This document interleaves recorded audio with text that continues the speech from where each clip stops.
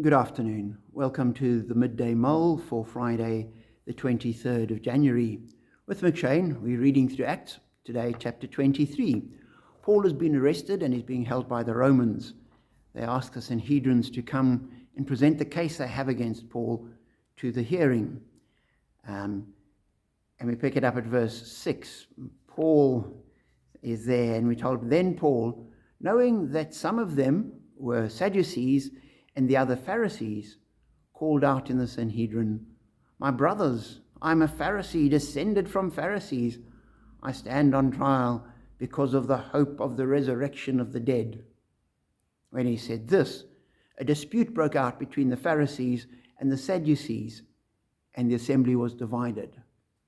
Not only was it divided, it ended up becoming quite fractious. It became almost violent, and the commander had to grab Paul and take him out before he got injured. And as I read that, I thought, what a wonderful example of what it means to do what Jesus says. Jesus says we need to be as wise as serpents and as innocent as doves. And so in that Sanhedrin, Paul knew where the fracture lines were. And the Pharisees believe in the resurrection, they believe in angels, they believe in in spirits and things like that.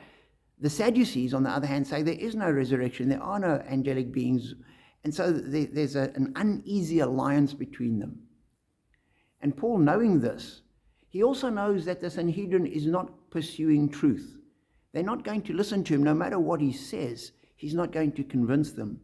They are there with the sole purpose of having him executed. That's on their agenda. That's the top priority, and that's all that they're going to be after. So no matter what Paul says, it's not going to change that. Therefore, he plays into the divisions, and he says, "I'm a Pharisee," and immediately after that, the division is, well, maybe he saw an angel, maybe this is true. And they divided, and the whole thing falls apart. And Paul is taken off back into custody by the commander, and the next night or that night he's sent off to Caesarea to protect him. And as Christians, we need to be wise in the same way, where we see that there's no help in talking to people about the things of God because they are just not going to listen.